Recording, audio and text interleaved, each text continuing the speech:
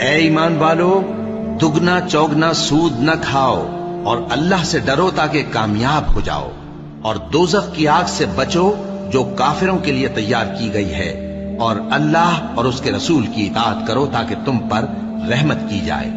और अपने परवरदिगार की बख्शिश और उस बहिश्त की तरफ लपको जिसका अर्ज आसमान और जमीन के बराबर है, और जो परहेजगारों के लिए तैयार की गई है, जो आसूदगी और तंगी में अपना माल अल्लाह की राह में खर्च करते हैं और गुस्से को रोकते और लोगों के कसूर मुआफ करते हैं। और अल्लाह नेकूकारों को दोस्त रखता है। और वो कि जब कोई खुला गुनाह या अपने हक में कोई और बुराई कर बैठते हैं तो अल्लाह को याद करते और अपने गुनाहों की बख्शिश मांगते हैं। और अल्लाह के सिवा गुनाह बख्श भी कौन सकता है, और जानबूझकर अपने अफाल पर अड़े नहीं रहते।